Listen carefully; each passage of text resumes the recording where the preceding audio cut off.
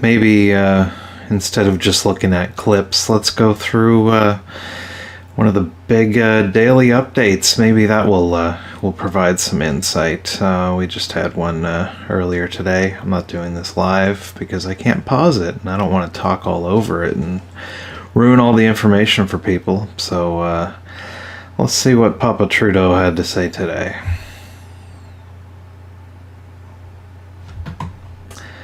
As soon as it opens up. Canada. Bonjour tout le monde. Good morning, Hello, everyone. Happy International Day of Pink. Today.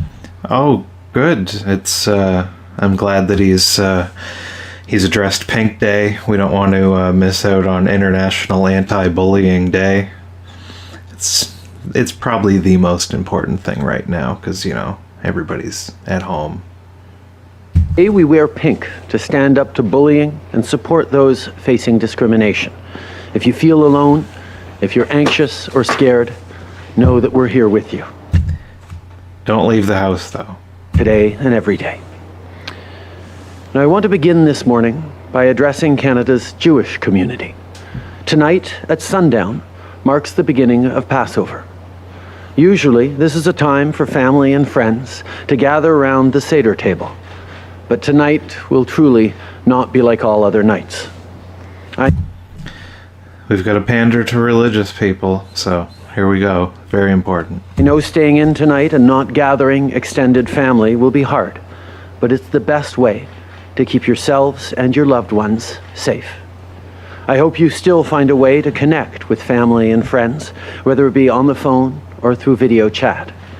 To all those celebrating Passover, Chag Pesach Sameach. Over the past few...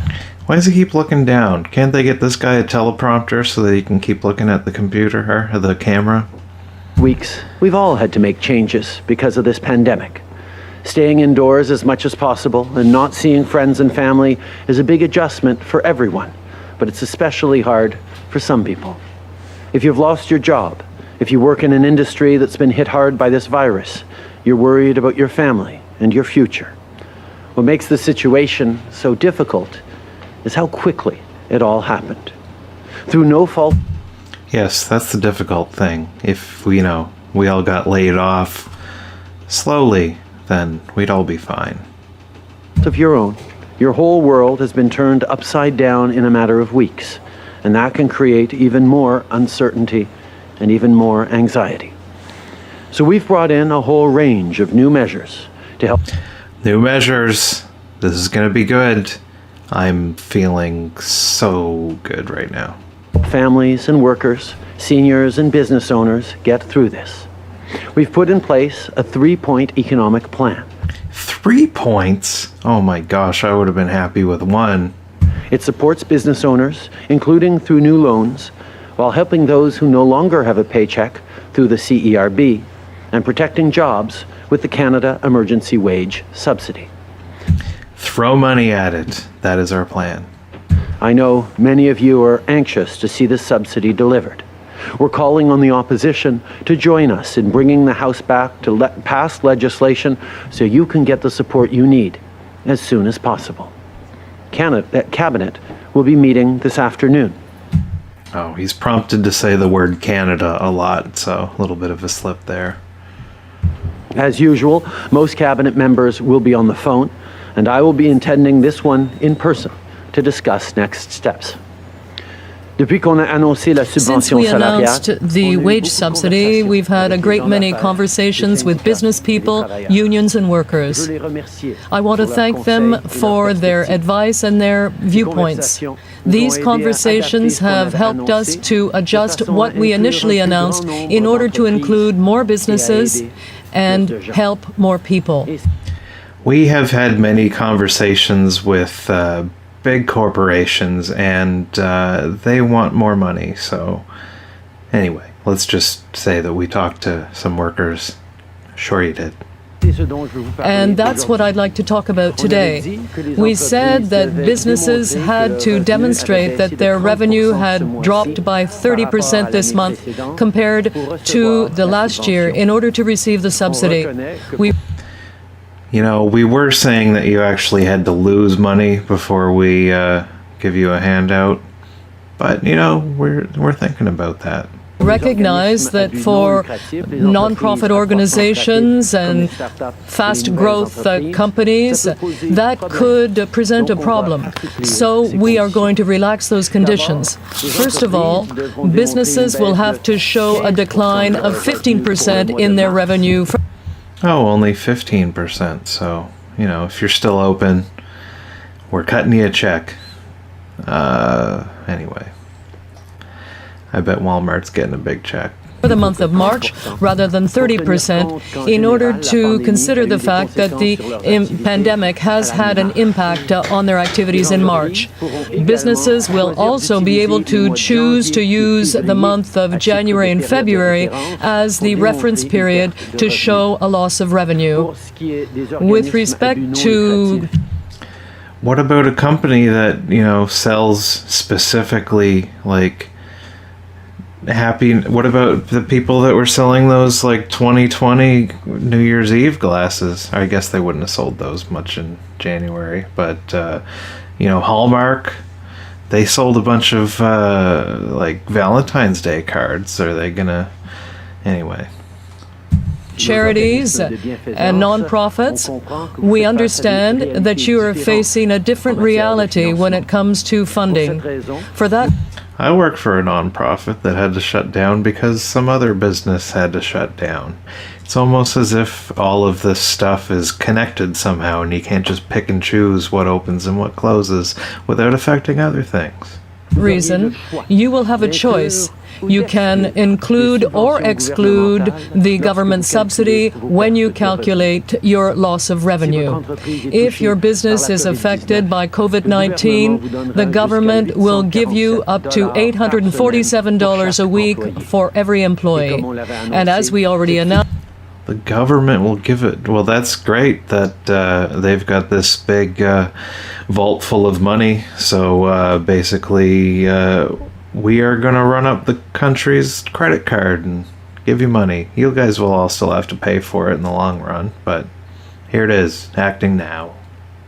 Announced that subsidy will be retroactive to March 15th. Since we announced the Canada Emergency Wage Subsidy, we've had a number of conversations with stakeholders and workers who've provided... Corporations, lobbyists... provided us with valuable feedback and helped us refine what we'd put forward. I want to thank them for their input. It's going to be very refined, and all of the money is going to go to the people that need it most. We want to make these emergency measures as effective and inclusive as we can, so we're listening and making adjustments along the way. We previously announced that to qualify for the subsidy, businesses would have to show a 30% drop in revenues when comparing the month this year to the month the previous year. He already said this. Did he get confused? We recognize that this could be an issue for nonprofits, fast-growing companies like startups. Those poor companies. He already read this part. And new businesses. So we're going to put in place more flexible rules. Companies will now have the option of using January and February of this year as reference points to show a 30% loss. And businesses will only need to show a 15% decline in revenue for March instead of 30%, because most of us only felt the impact of COVID-19 about halfway through the month. We understand that charities and nonprofits are experiencing different types of pressures when it comes to funding. For this reason, they will have the choice to include or exclude government funding when calculating loss in revenue. Did I accidentally rewind the tape? If your company or organization has been impacted by COVID-19, the government will give you up to $847 a week per employee. And as we've said before, this subsidy will be retroactive to March 15th. And it will certainly go through to the employees and all that stuff. This is not going to go into some big corporate CEO's pocket, that's for sure. Our government understands that not all businesses operate the same way, and that's why we're making changes to include as many of you as possible. We will keep listening, But we really hope you will use this help from your country and from your fellow citizens to rehire and pay your workers. Hopefully you'll do something with this other than put it in your pocket, but it's up to you. We're on the honor system. If our economy is to get through this, we need businesses to survive and workers to get paid. Job numbers for March will be out tomorrow, and it's going to be a hard day for the country. We're facing a unique challenge, but I know that if we pull together, our economy will come roaring back. Roaring back because we borrowed a bunch of money that we don't have and nothing is being produced. Oh, it's gonna be so roaring. I would say things are gonna be better than ever probably once this is all over. We've thrown so much money around that how can we lose after this crisis? In recent weeks, we introduced unprecedented measures, including the emergency wage subsidy and the Canada Emergency Benefit to help workers, families, and businesses. Having said that, some people are not eligible to the benefits we put in place. They need additional support. If you weren't making any money or working before and this didn't really affect you, we still want to give you money anyway. Thinking of gig workers or people who provide home care or people whose work hours are 10 hours or less a week. We are currently looking for solutions and we will help you. Our seniors are also going through a very difficult period these days because they are particularly vulnerable to COVID-19. At the same time, they're concerned about the impact of the economic decline on their savings and other consequences of the crisis. So what we need to do to help the savings is to lower the interest rates as low as possible and drive up inflation so that the money that you do have is worth even less. That's the way forward. The old people won't be around for much longer anyway because they're all not disease-wise, I just mean logistically. They're old. They will die. Anyway, let's change course off that. We will have additional measures to put in place to help the most vulnerable Canadians. Now, when it comes to students and young people who are preparing to enter the job market, we will have a number of measures to help you as well. This morning, we're starting with the first step. People and small businesses affected by COVID-19, we're making changes to the Canada Summer Jobs program this year. We will now give CSJ employers a subsidy of up to 100% to cover the costs of hiring students. We will also extend the time frame for job placement until the winter because we know that some jobs will start later than usual. And because many businesses have had to scale back their operations, they will be able to hire students part-time. So if you need a student to do some busy work, we will pay for it. Instead of having to pay them $3 an hour out of your own pocket, then we'll pay for the whole thing. And where's the money coming from? Our government is also encouraging all employers who have been impacted by COVID-19 to make adjustments so work can continue. For example, if you run a local food bank, you may be doing deliveries instead of serving people on site, so you could hire students to help you. We will.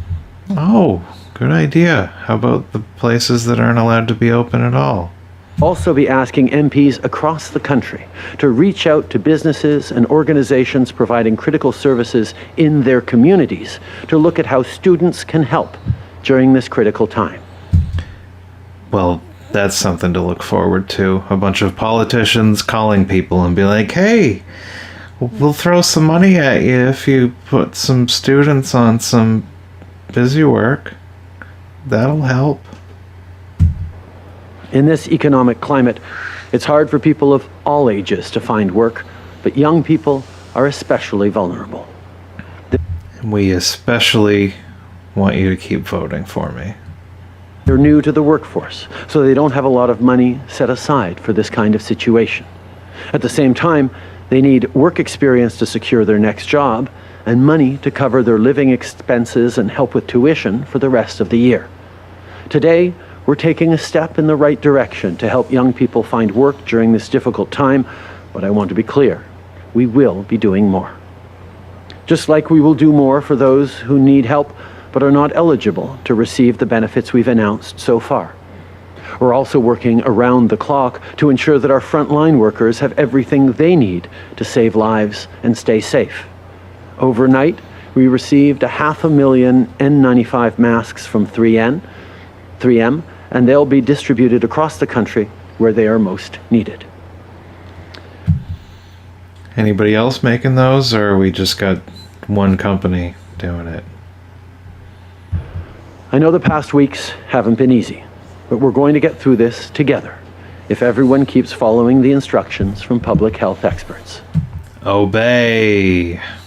So please, stay home as much as possible. Only go out for essential things like groceries and medications, and try to make that trip once a week or less. And when you do, remember to keep 2 meters from those around you. That's the best way to stay healthy and protect our frontline workers who are doing so much to help all of us. Encore une fois, merci d'être avec Once nous ce again, matin. thank you for joining us this morning. I'm now pleased to take your media question. Thank you, Prime Minister. We'll now go to the phones for one question, one follow-up. Over to you, operator. Merci, thank you. The first question is from Heather Schofield from the Toronto Star. Your line is open. Please go ahead.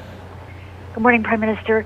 Could you talk to us about what your plan is to get people back to work efficiently and safely without provoking another outbreak?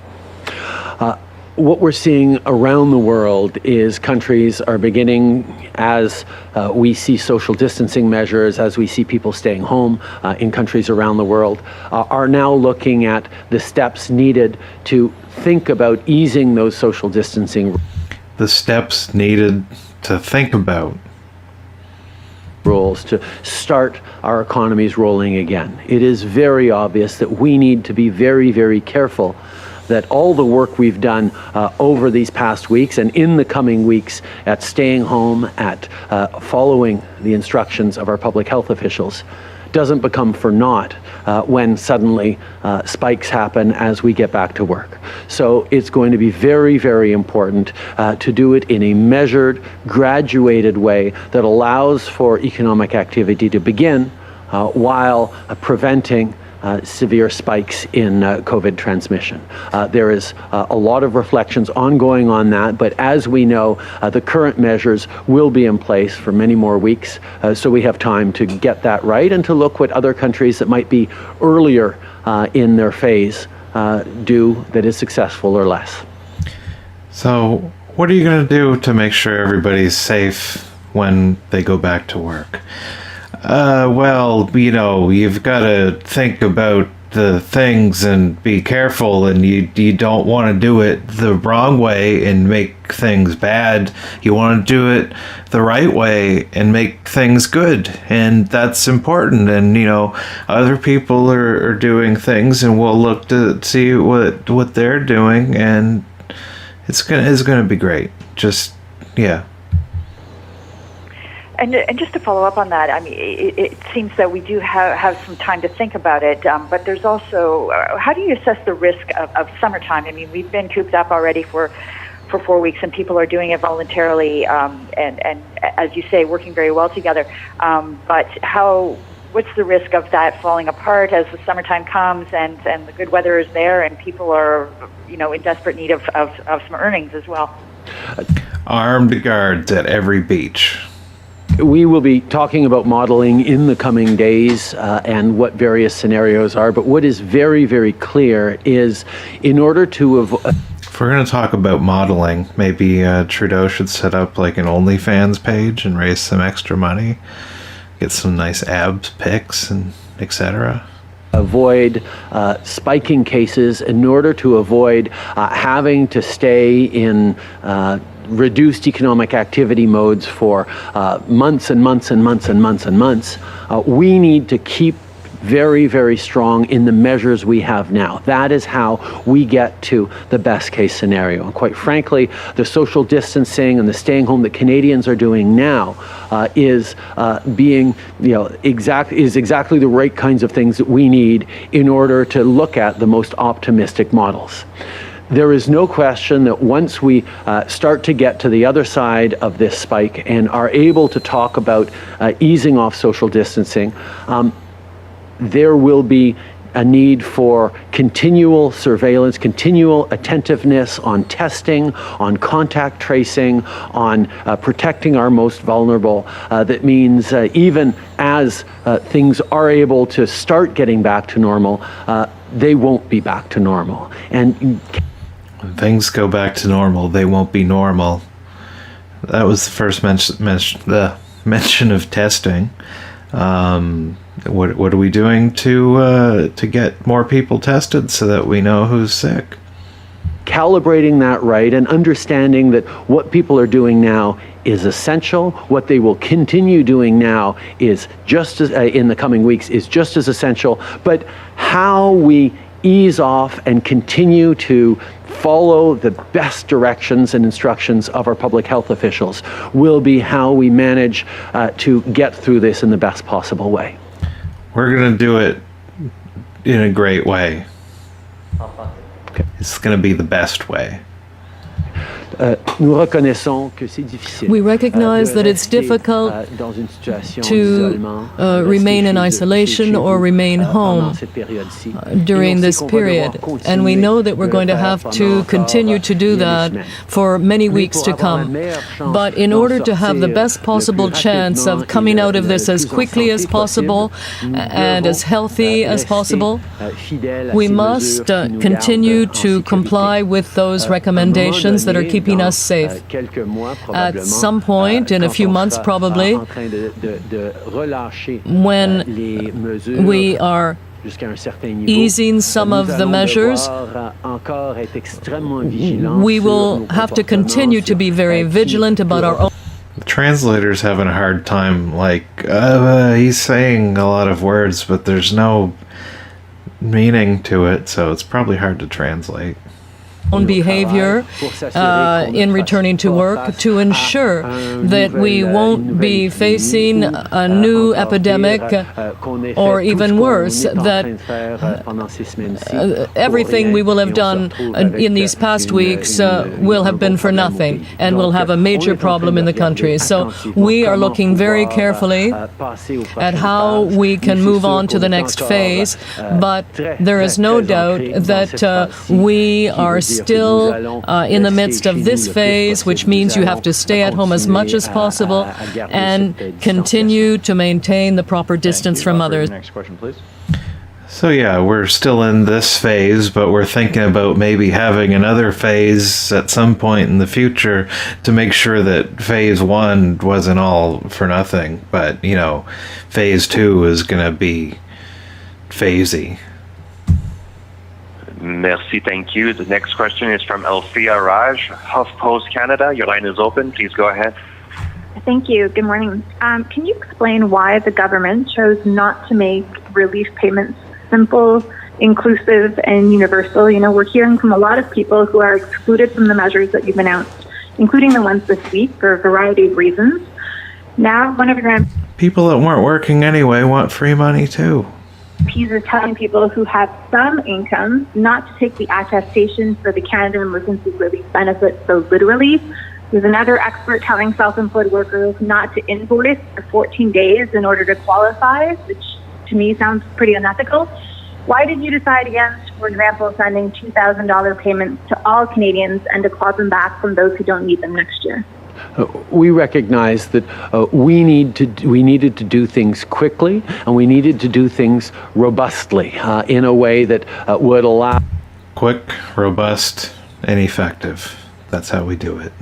Our extraordinary public servants at Canada Revenue Agency and elsewhere to be able to put in a system that would reach the largest number of Canadians who needed it as possible. We looked at many different designs, and we even iterated in the designs that we put forward, but we established that the Canada Emergency Response Benefit was a way of replacing income to the largest number of people who suddenly found themselves without a paycheck, and that the wage subsidy at 75% was going to be able to keep people connected to their jobs and ensure that businesses continued to exist so that they can come back quickly afterwards. We recognize that any time you put out large measures quickly and in a way that is solid enough to be certain that it's going to work through the machine, there are going to be gaps. And what we've talked about over these past days is ways of we had no plans, and so, you know, instead of taking time to think about it and getting it right, we got to start throwing that money around. We got to make it rain. filling those gaps and making sure that more people who are in exceptional or different circumstances are able to access the help we need, and we will continue to have more to say on that in the coming days. Okay.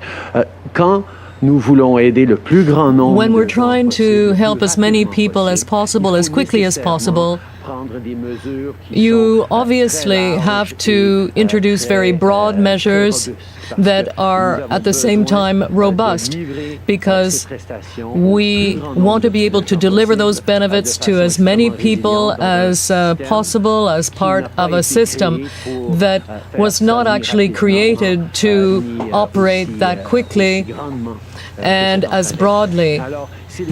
Yeah, we didn't set this thing up to be useful and to address things that could very probably happen. So that's the choice that we made with the supplement for workers, but we also know that there are people, even though millions of people will be receiving the benefit, we know there are people in particular circumstances who will not qualify for that program. And that's why we're constantly refining the measures to try and find ways to give help to people who need that help. We realize that we can't have a perfect system in this kind of unprecedented situation. We are not aiming for perfection. We're trying to help as many people as possible, as quickly as possible. And that's why we're constantly announcing new measures to help more people. I got my $2,000 today, plus my regular EI that I would have been getting, so I'm making more than I would have made at my real job, which had decent pay, but coining it. Thanks, Corona. Yeah, but with respect, if your goal is to help the widest number of people, to make this as broad as possible, and you're defending it by saying that you needed to have big, bold action, wouldn't the big, bold action be to send everybody help as opposed to rolling out week by week new changes, revised versions of programs in order to fix the gaps that apparently are just coming to the government's attention? That way you wouldn't have people who maybe, 6, 7, 8 weeks without any income at all? We knew from the very beginning that we had to make a choice, whether we... We've got a genius on the phone. Let's throw money at everybody, whether they need it or not, just in case. Get big programs out quickly to as many people as possible, or else we figure out how to refine them and get the right things to people. We made it a double process, a two-program process writ large, where yes, millions of Canadians will receive the $2,000 every month with the Canada Emergency Response Benefit. But we also know that there are many Canadians who are middle class, for whom $2,000 a month might not be even nearly enough to cover their needs right now because of various costs, because of various issues that they're facing, which is why we wanted to bring in a 75% wage subsidy that will give them, instead of just $500 a week, up to $847 a week. That is more generous for people who need it, but it is still a significant pay cut for everyone. We understand this is a situation that... Not for me. is difficult for everyone. We modeled ourselves, these programs, on a collection of programs that worked in different ways in different countries. And we're confident that we came up with the right measures to help most Canadians. But as I said, there are people we recognize need particular help or don't quite fall into those categories. And that's very much what we're working on now and have been announcing over the past few days in terms of measures that we're bringing in for people who work less than 10 hours a week, for example, who will still qualify for the CERB. These are the kinds of things we're continuing to work on. I'm kind of with them on the not just throwing cash at everybody without any kind of system. Not that the version of it that they have. And I don't know about this 10 hours a week people. I don't know. That's, they're not, I don't know. People shouldn't be making more money off this than they were when they were working. Thank you. Next question, operator. Thank you, merci. La prochaine question est de Émilie Bergeron de l'agence QMI. Votre ligne est ouverte. À vous la parole.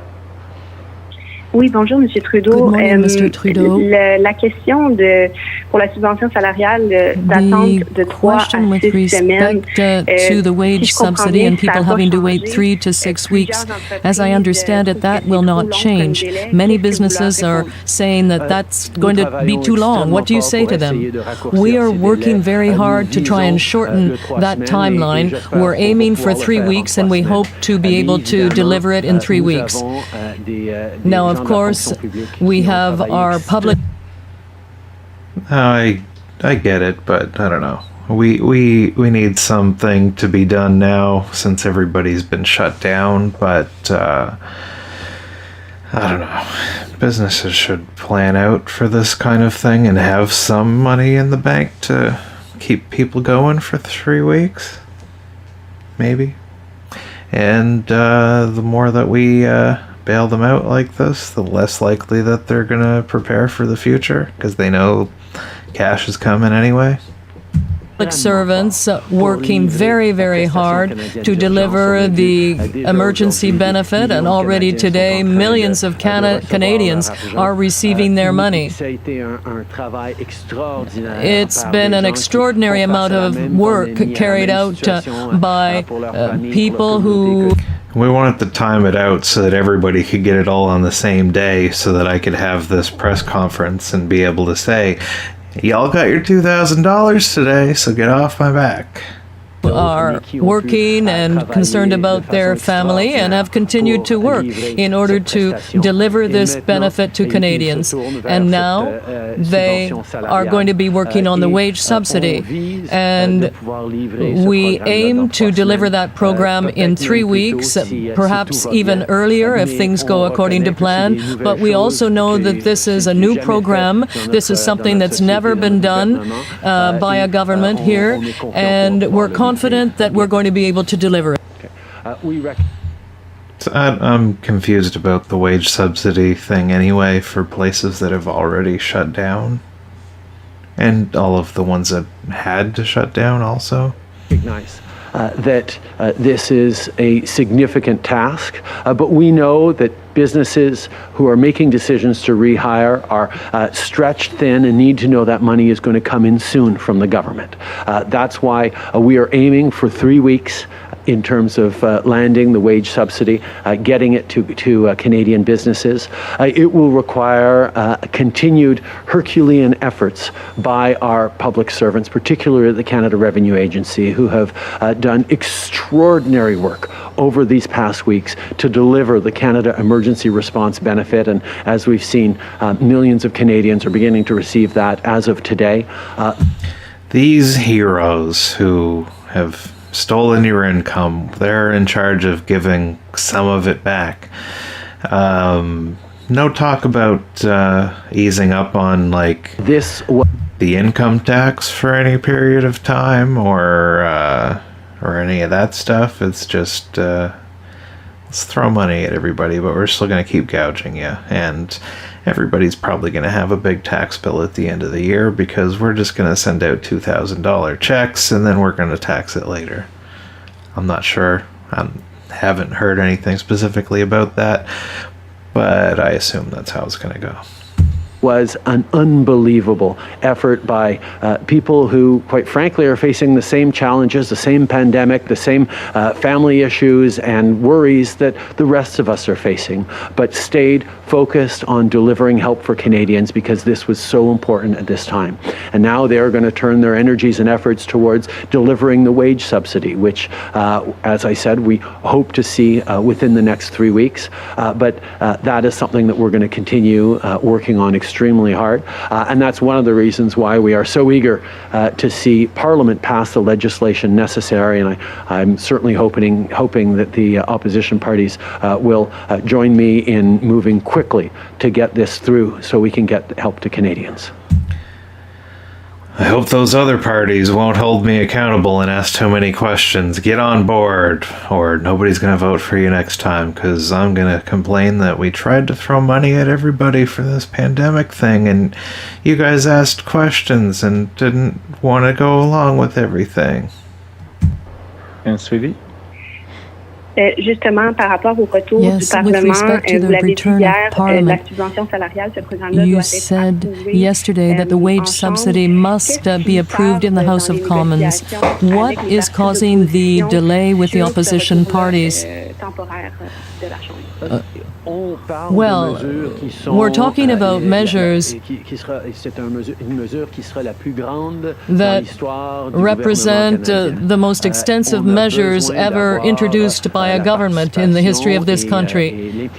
And we want the opposition parties to be involved in order to get this legislation passed, but also we want them to have a chance to review it and make sure that this is the right way to help Canadians. Okay. If they have questions, well, we're working with them, and we hope to be able to work collaboratively with them, because everyone agrees that we need to get aid to Canadians, and we'll be working together to see that we do it right. These measures are the largest measures passed in decades, if not ever, by a Canadian government. Do we really need to answer every question twice? We've already got the translator. That's why our democratic institutions and their democratic processes, including parliamentary oversight, is extremely important. That's why we're working with opposition parties to ensure that this legislation gets passed quickly but properly so that we can get this help to Canadians in the best possible way. Thank you. One more call, please, operator.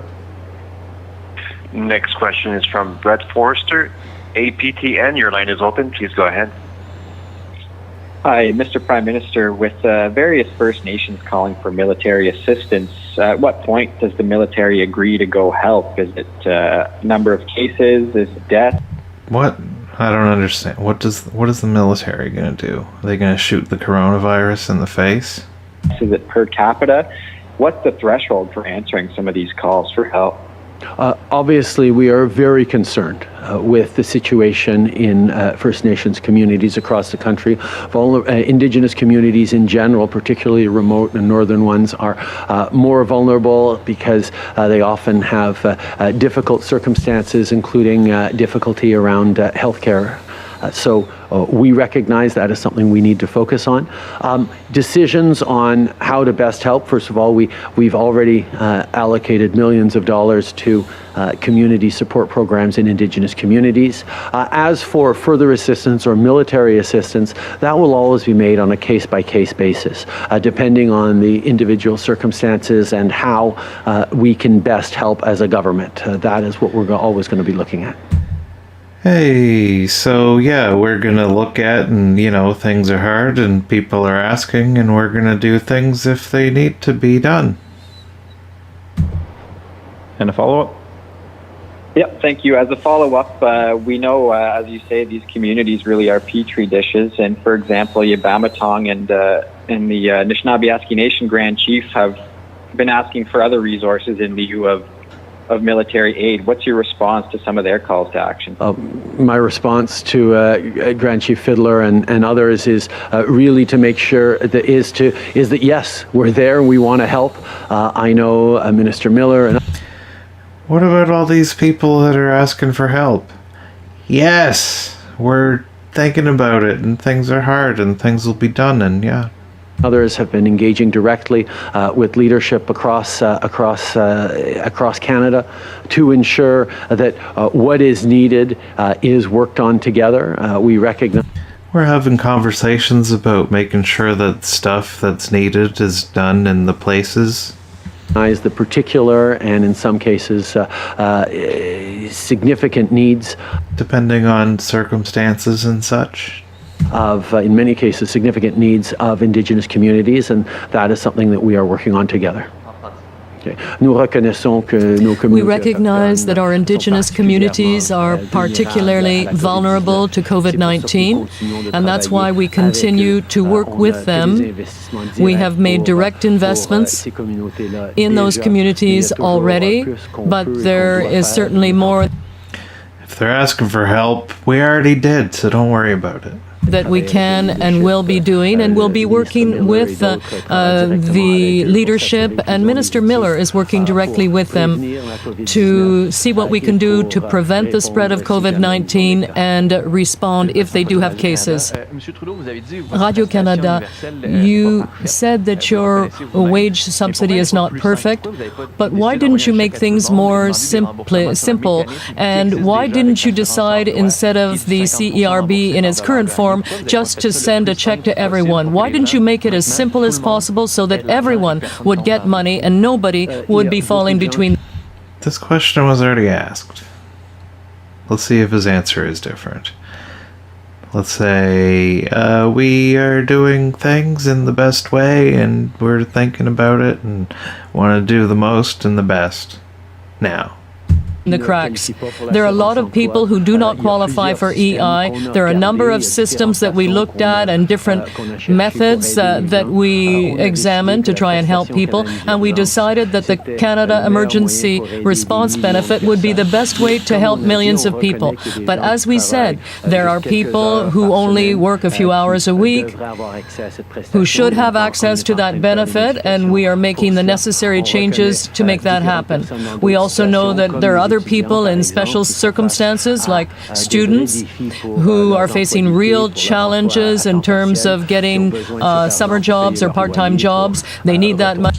All those arts degrees would have been super useful otherwise, but, you know, because of this pandemic thing, those students aren't going to have jobs to come to after they've gotten out of tens of thousands of dollars worth of university for no reason. Money to pay their rent and to go back to school in the fall. So that's why we are continually looking at other ways to help. But the CERB and the wage subsidy together will help millions and millions of Canadians and Canadian workers who are facing difficult times. But we will continue to work to help the most vulnerable. We recognize that the two measures we've put forward, the wage subsidy and the Canada Emergency Response Benefit, will help millions of Canadians. But at the same time, we also recognize there are people who will not qualify for either and who need help. That's why we've announced certain modifications already. If you're working less than 10 hours a week, we will be telling you how you can apply for the CERB. If you're a student, for example, on top of the Canada Summer Jobs Program that we talked about today, we will bring forward more measures, because we recognize that without your summer job, without a source of income over the coming months, including part-time work, you will have trouble paying your rent, you will have trouble paying for your tuition next year. So these are the things that we're continuing to work on. We just needed to get the two big measures that would help millions of Canadians out as quickly as possible, and chose to work on refining them later. There is always a fundamental choice to make in a crisis around whether you want to move fast or whether you want to get everything absolutely perfect. In this case, we understood. Or third option, prepare ahead of time so that you know what to do when the shit hits the fan. That's an option, I guess. That getting help out to Canadians as quickly as possible in a way that is as solid as possible was extremely important, and we continually work in terms of making sure we're getting people who find themselves in gaps. Mais vous dites, M. Trudeau, vous voulez que ça soit Mr. rapide. Trudeau, you say it, Mais you want pourquoi it to ce be n'est pas quick, plus rapide pour but les gens why qui ne se isn't qualifient it pas à la quicker prestation for people who d'urgence don't pour la qualify for the subvention salariale emergency qui va prendre encore benefit plusieurs or the semaines? wage Et juste subsidy that's going to comprendre take pourquoi even vous allez longer? au cabinet tantôt, donc Now est-ce que you're going to be finalement, going votre to talk to télétravail, c'est terminé? cabinet later. Does that mean that working from home is finished? No, I will be staying home for most things, but right now, from time to time, for strategic or important meetings, I will be going to Parliament to do some work. But generally speaking, I will continue to work from here at home and on the phone.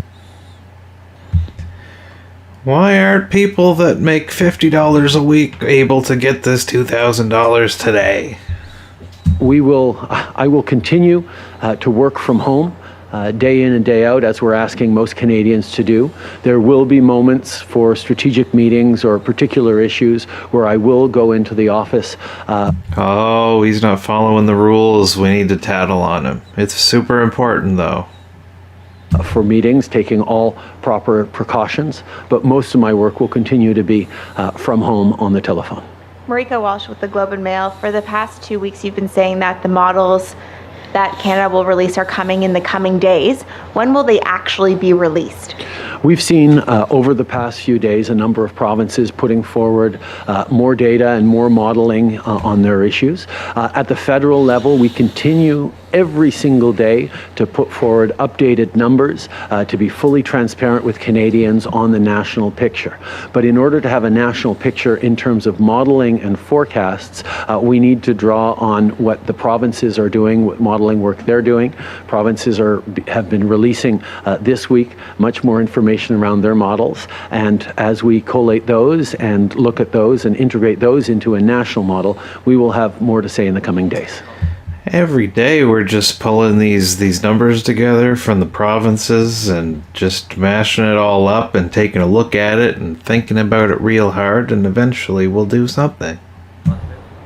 We recognize that people want to know how long this is going to last and what kind of mortality rates could occur. And every day we are publishing information on Canada.ca. A lot of figures are there because we are trying to be transparent and present information from across the country. At the same time, we know that a number of provinces did release modeling and projections this week with respect to the future.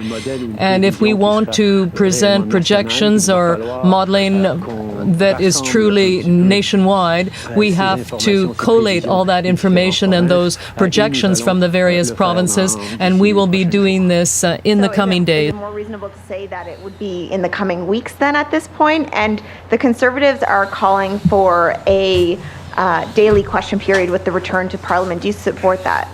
I think it's more press conferences, please. Extremely important that Parliament continues to do its work, particularly in a time of crisis. It is going to be extremely important that we gather to pass important legislation to allow Canadian businesses and workers to be helped by the wage subsidy. These are things that we're gathering for and working together on.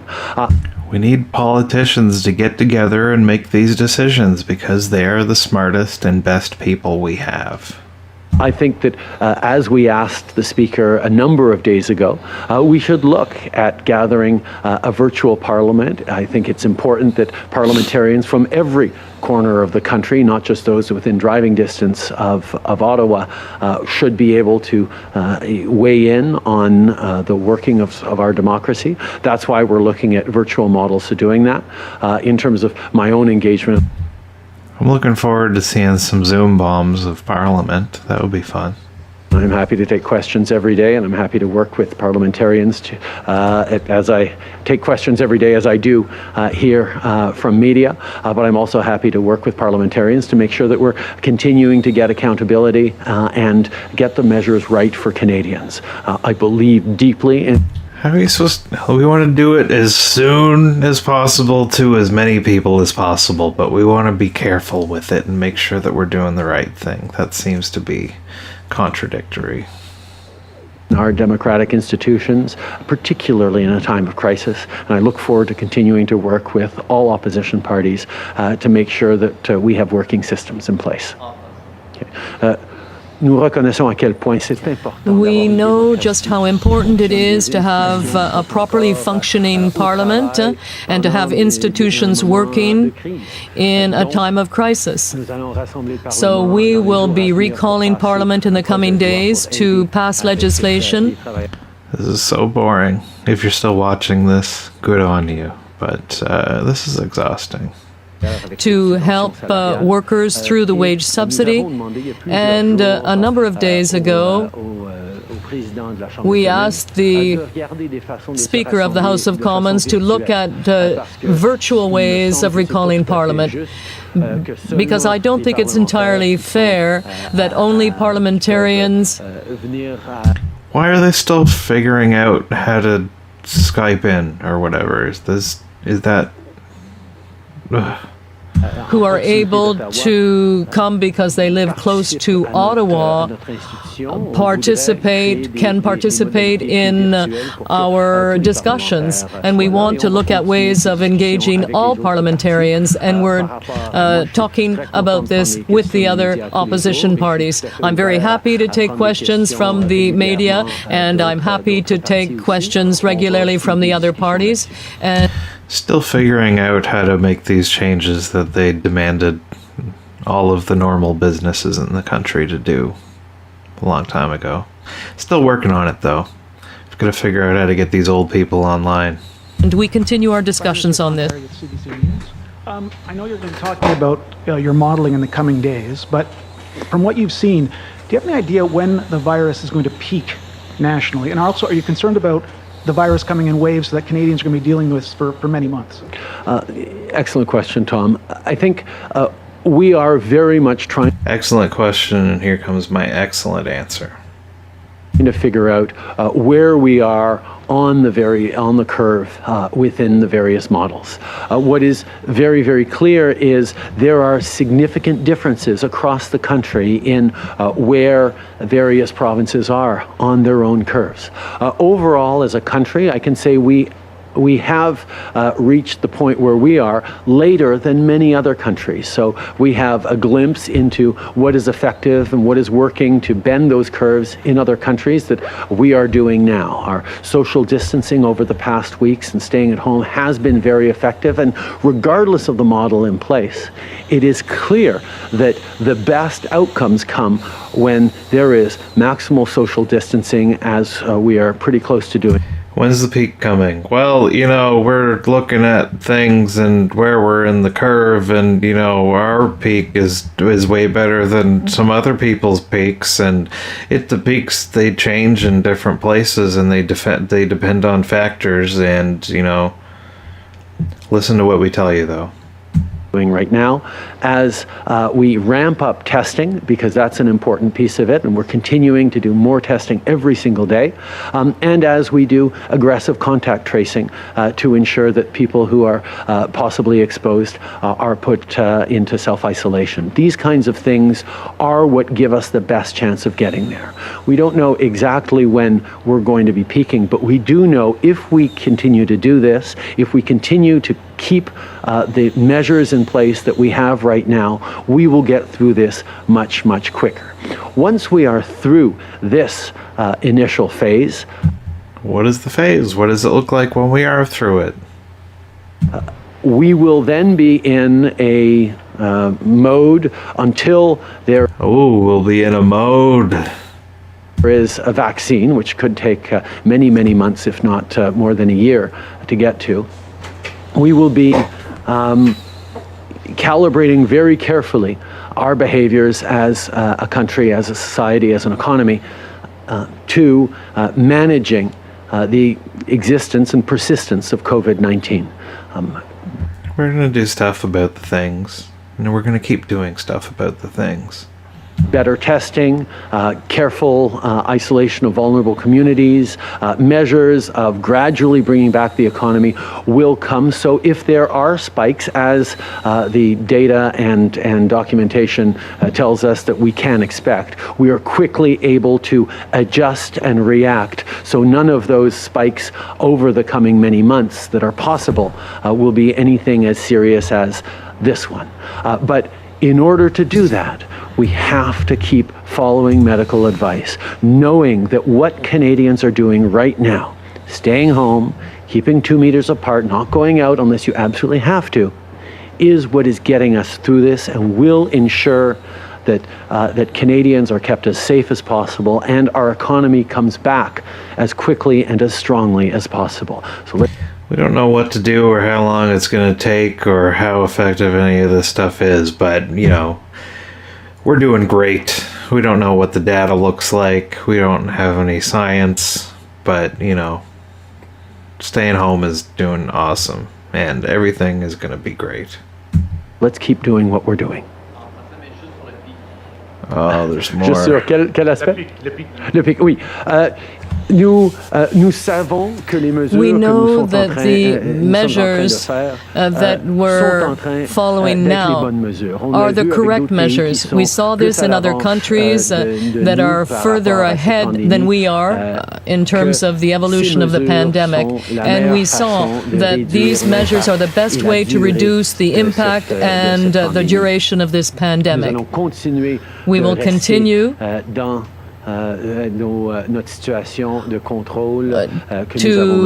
introduce or to follow these controls that we put in place. We don't know exactly when the peak will occur, but if we stay the course now, that can make a big difference. And in the months and year to come, after we come through this initial phase, there could be a resurgence of the virus here and there in Canada. But I hope that we will be in a position to better control the spread. We don't know what's going on for now, but, you know, when it keeps going, and, you know, phase 2 and phase 3 will have different modes, and hopefully we'll know what to do for, you know, mode-wise. If there are small outbreaks at that point in various places. So it's that's what we're working on right now, and we expect to share our projections in the coming days. National news. As you spoke about the importance of testing for these models and numbers we're talking about, are you at all concerned that Canada's most populous province is the lowest per capita rate in terms of testing, but also, according to reports, is falling well short of Ontario's own testing goals? So what more can the federal government do? Why hasn't the federal government stepped in to increase testing in Ontario and in other provinces? We're working very closely with all provincial health authorities to ensure that they have the equipment and the ability to do as many tests as possible. This is an essential part of getting through this phase of the pandemic, and indeed keeping us out of further phase or minimizing further phases of the pandemic over the coming many months. We continually. What are you doing? Where are the tests coming from? What are we doing to get people making more tests? We do more testing every single day in this country. Where are the tests coming from? How is it getting out to people? Are you going to mail them out to people's houses so they can check them? We're already doing better than than many countries in the world that we compare ourselves to. But at the same time, everybody else sucks. Go Canada. We recognize there's more to do. We will continue to work with jurisdictions that are facing challenges, and we will work together to make sure that we're doing. We will continue to work with. We are thinking about, and things are kind of like this. Are you almost done? Doing what is needed right across the country to keep Canadians safe. Prime Minister Janet Silver, Global News. Public Health Canada told the government in early February more resources for local public health officials were needed to contain the outbreak and enforce a quarantine order. Why did the federal government not act at that time to do more to bolster resources and to stop the spread? We recognized early on that this was a challenge, and we did take many measures. We were on top of it, and we did all kinds of stuff. To try and control or prevent or ensure that Canada was... We're trying and ensuring and... less vulnerable to the spread of COVID-19 that we were seeing elsewhere in the world. With hindsight, I'm sure there are lots of things that we would have done differently, could have done differently, but I can tell you that every step of the way, we took the advice of our medical professionals and our public health experts seriously and did as best as we could. Obviously, every step of the way, we did what we did. Thank you. Once this is all through, there will be many people reflecting on different countries' responses and what we need to do to ensure that we are even better prepared next time. It was something we certainly did and benefited from because of the SARS outbreak of 2003 that allowed us to have a number of measures in place that... Like what? ...were more effective than some other countries. We had nothing. It just... but at the same time, there's always more to learn and more to do. And an Ipsos poll is out today for Global News that shows 1/4 of Canadians report they are still not strictly following physical distancing. And cities are also logging thousands of complaints from residents about people flouting the rules. I'm just wondering... Flouting the rules. Do you have any tools that you're willing to use to crack down on these people? Machine guns.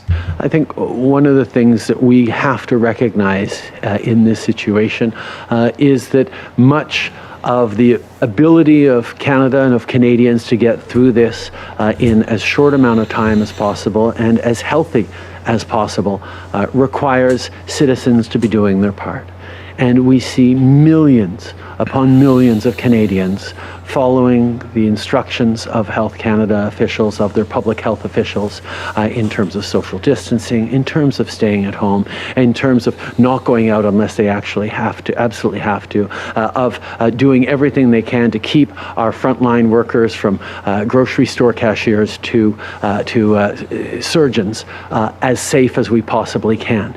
These are the things that Canadians are doing. Unfortunately, we do see that there are some people who are not choosing to follow these instructions, and they're putting everyone else at risk. And we continue to impress upon everyone that we need to do what is necessary to get through this as quickly and as safely as possible. We will continually work with jurisdictions, with cities, with provinces on new measures or extra measures that they feel are necessary. We're gonna do things with people to, stuff that needs to happen for things to do and all that. As it goes, we're continually monitoring what is needed and what we might need to do as next steps. Merci tout le monde. Bonne journée. All right, and that is our daily briefing from the Prime Minister of Canada on the COVID. All right, there's another 2.5 hours of coverage there. Anyway, that was exhausting. Are there people that watch this thing every day? Ugh. This is the first one that I've watched other than the clips, and this was exhausting, and I don't feel any better about any of this. But anyway, I'm staying home, and that's why this video exists. So keep on doing the things to ensure stuff happens well now and in the future. Stay safe.